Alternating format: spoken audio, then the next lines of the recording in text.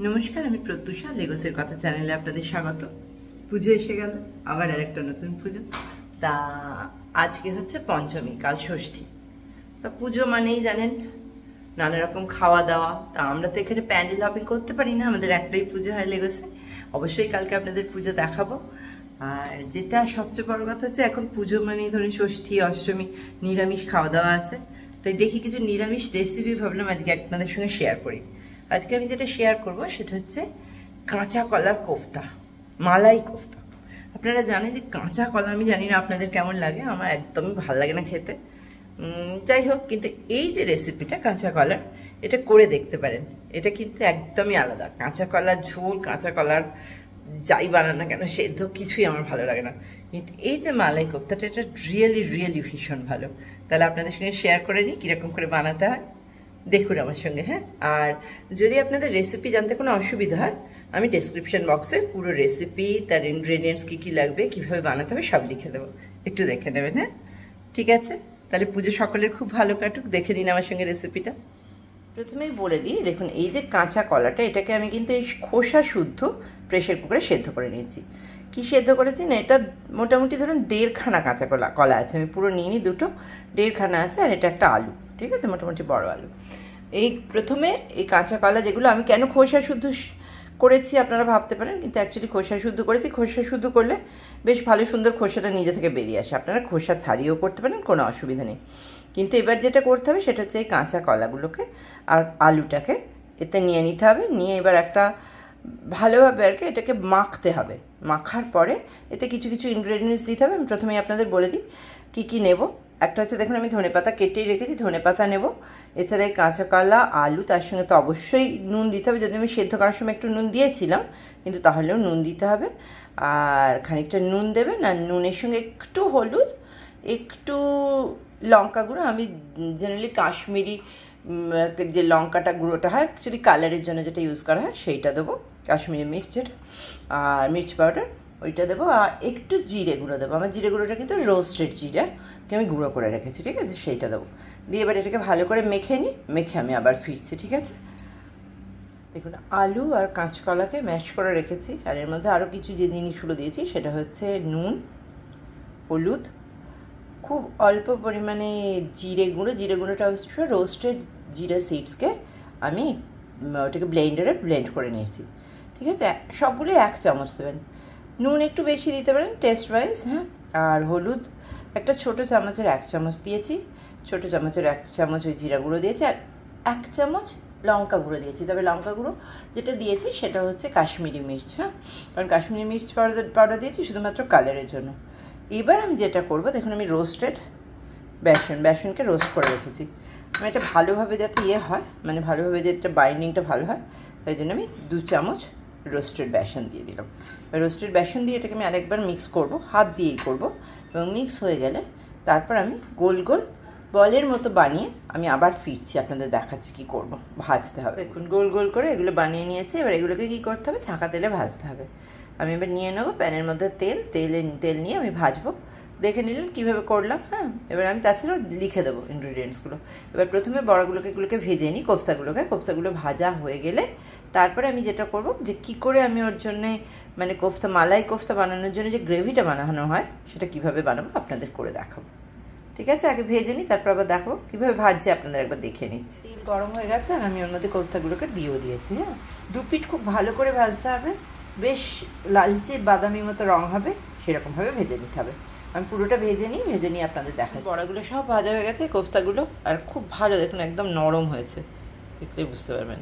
আর খুব সুন্দর, এটা এত ভালো বাইন্ডিংটা হয়েছে, দেখুন একটা কোফতাও কিন্তু ফেটে যায়নি, ঠিক আছে। এবার যেটা করতে হবে সেটা হচ্ছে আমার গ্রেভিটা বানিয়ে নিতে হবে। আমি আপনাদের বলছি কীরকম করে বানাবো। আজকালের মালাই কোফতা রাঁধতে গেলে কতগুলো ইনগ্রেডিয়েন্টস হচ্ছে খুবই জরুরি। যেমন ধরুন এটা আমি কী করেছি, এটা আমি অ্যাকচুয়ালি টমেটোটাকে পেস্ট করে নিয়েছি, ঠিক আছে।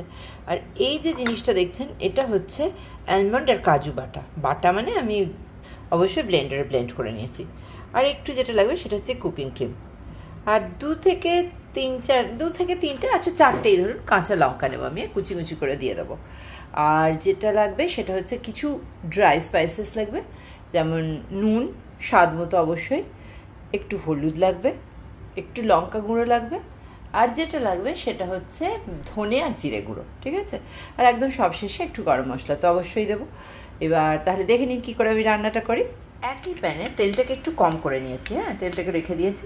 দিয়ে কী কী জিনিস দিয়ে নিয়েছি দেখুন, শুকনো কিছু মশলা, যেমন ধরুন তেজপাতা, দুটো বে লিফ, দুটো না অ্যাকচুয়ালি একটাই, আধখানা করে দিয়েছি, একটা শুকনো লঙ্কা আর কিছু গোটা গরম মশলা, এই ধরুন দারচিনি, এলাচ আর একটা লবঙ্গ। এবার এর মধ্যে কী করবো দেখুন, তেলটা গরম হয়ে গেছে, অতএব এর মধ্যে আমি এবার যেটা দিয়ে দেবো সেটা হচ্ছে টমেটো পিউরি, মানে এটা অবশ্য আমি নিজে ঘরেই ব্লেন্ড করেছি। দিয়ে এটাকে ভালো করে কষতে থাকতে হবে, ঠিক আছে। খুব ভালো করে এটাকে ফ্রাই করবেন এবং খুব ভালো রকম এটা ফ্রাই করা হয়ে গেলে এর মধ্যে আমি যেটা করবো সেটা হচ্ছে বিভিন্ন মশলাগুলো দিয়ে দেবো। কী কী মশলা দেবো, যেমন নুন দেবো টেস্ট ওয়াইজ, প্রত্যেকটাই কিন্তু আমি কোনোটাই দেবো না, সব সমান পরিমাণে দেবো প্রত্যেকটাই। ওয়ানটাতে দেখুন প্রায় ফ্রাই হয়ে গেছে, বেশ ভালো রকমের তেলও বেরোচ্ছে, বাবল দেখা যাচ্ছে। এবার আমি যেগুলো করবো সেগুলোকে সব মশলাগুলো দিয়ে দেবো। নুন দিলাম 1 চামচ দিলাম, যদি পরে আরও লাগে দেবো। এরপর যেটা দিতে হবে সেটা হচ্ছে হলুদ গুঁড়ো আমি 1 চামচ দেবো। সবগুলোই সেম, মানে সেম কোয়ান্টিটিতে দেবো। এবার যেটা দেবো সেটা হচ্ছে লঙ্কাগুলোটা কিন্তু কাশ্মীরি রেড চিলি পাউডার, তাই এটার রঙই হয় মেনলি, ঝাল কিছু হয় না। এরপর ধরুন সেই রোস্টেড জিরা গুঁড়ো যেগুলো রেখেছিলাম সেটা দিয়ে দিই। আর একটা জিনিস দেবো সেটা হচ্ছে ধনে গুঁড়ো, হ্যাঁ।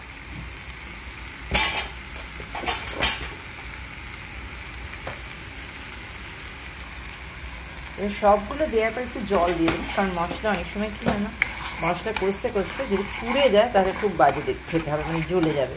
তাই যখন মশলা দেওয়া হয় কষতে একটু জল দিয়ে দিতে হয়। আচ্ছা, আমি এক কাজ করি, আমি যে 4টে লঙ্কা নেবো বলেছিলাম না, সেই 4টে আমি তো কোনো ঝাল দিইনি, যেগুলো দিয়েছি সেগুলো হচ্ছে কাশ্মীরি মির্চি তো ঝাল হয় না, শুধু রঙের জন্য দেওয়া হয়। এবার দেখুন আমি যেটা দিচ্ছি সেটা হচ্ছে কাঁচা লঙ্কা, 4টে কাঁচা লঙ্কাকে আমি পেস্ট করে আমি সেটা দিয়ে দিচ্ছি।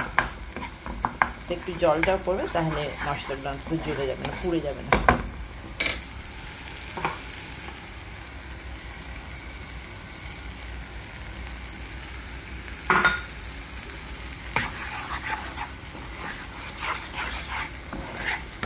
এইবার আরেকটু ভালোভাবে কষে নেওয়ার পর যেটা দেব সেটা হচ্ছে ওই কাজু আর আলমন্ড বাটাটা, কারণ ওটা হচ্ছে খুবই একটা ভীষণ ইম্পর্ট্যান্ট ইনগ্রেডিয়েন্টস, ঠিক আছে, মালাই কোফতার জন্য।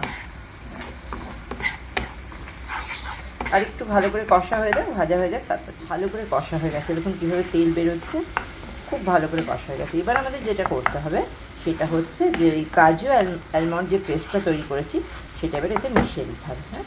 কারণ এবার যদি এটা না মেশান তাহলে দেরি হয়ে যাবে, কারণ এটা মেশাতে হবে। এবার এটাকে একটু ভালো করে জল দিয়ে ধুয়ে আমি দিয়ে দেবো, ঠিক আছে। এটা কিন্তু কাজু আলমন্ড পেস্টটা দেওয়ার পর কিন্তু একটু এটা কন্টিনিউয়াসলি স্টার করবেন, হ্যাঁ, কারণ নইলে বাদাম তো জ্বলে যেতে পারে। আর একটু জল দেবো, এই কাজু আলমন্ডের বাটিটাই ধুয়ে একটু জল দিয়ে দিই।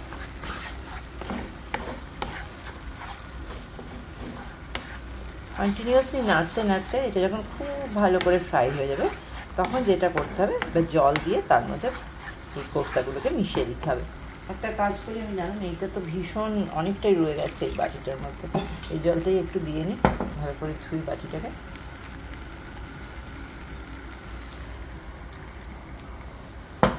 এবার এটা একটু নাড়ি, নেড়ে খানিকটা যখন জলটা মরে আসবে, একটু যখন কমে আসবে আর কি জলের কোয়ান্টিটিটা, তখন আমি আপনাদের আরেকবার দেখবো। আর একটা কথা বলছি, একটু চিনি দিতে হবে এটা, হ্যাঁ, আমি দিইনি তখন, ধরুন 1/2 চামচের মতো চিনি দিয়ে নিলাম, ঠিক আছে। এবার আমি আবার করে দেখাচ্ছি। গ্রেভিটা খুব সুন্দর হয়ে গেছে তো, আর গন্ধও খুব সুন্দর বেরোচ্ছে। এবার আমি যেটা দেবো একটুখানি গরম মশলা দিয়ে নেবো এর মধ্যে, দিয়ে একটু জল ঢেলে দেবো, জল ঢেলে একেবারে কোফতাগুলো দিয়ে দেবো এর মধ্যে।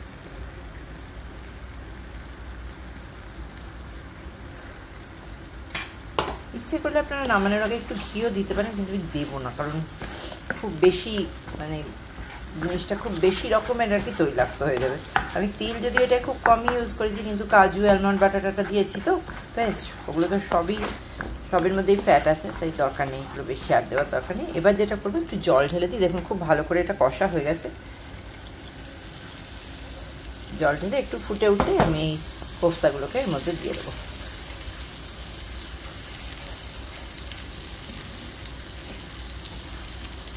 কোফতাগুলোকে দিয়ে আবার মিনিট 5 একটু ফুটিয়ে নেবেন সিমে করে। তারপরে আমরা একটু ধনেপাতা দিয়ে এটাকে নামিয়ে নেব।